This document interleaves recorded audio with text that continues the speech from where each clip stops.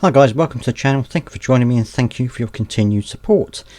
So, we know from the government, and they've been pushing this for a little while now, that they want NEETs, that is those not in education, employment or training, to try and get into work.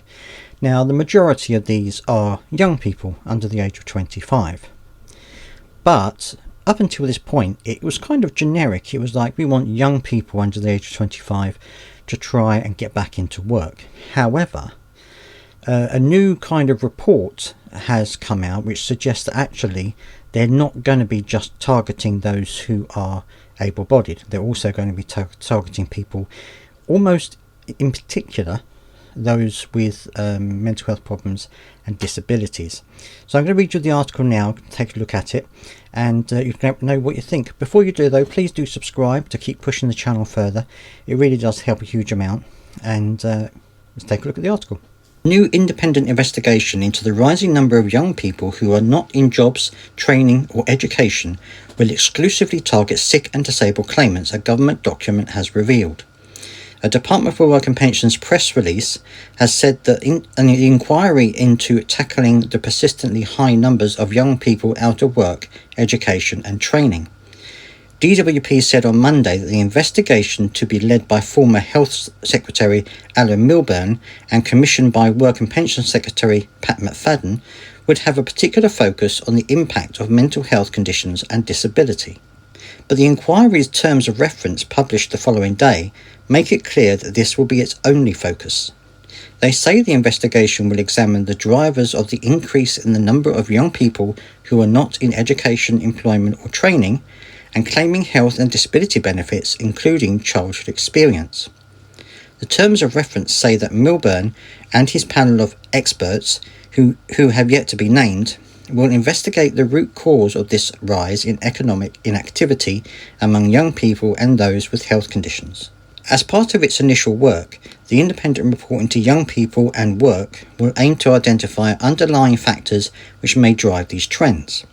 DWP said this week that more than a quarter of NEET young people now say long-term sickness or disability is a barrier to their participation, compared to 12% in 13-14.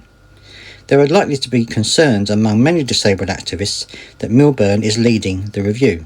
Last year, in a controversial report which was welcomed by ministers, his Pathways to Work Commission focused strongly on the need to push more people with long-term health conditions into work, and it included a controversial recommendation for DWP to introduce a duty to engage with employment support. Milburn's report also called on the government to cut benefits for disabled people who are out of work, except for those with severe disabilities, so they could close the financial gap between incapacity and unemployment benefits, a recommendation which was taken up this year by ministers through the Universal Credit Act. Now, I would say that anyone who is young and has problems with their mental health or has a disability and want to work can already tell them why there is such an issue. A lot of it is because employers don't want to employ people with mental health conditions or a disability. It is just the way it is. Lots of people who want to work are having serious issues trying to find an employer who will take them on.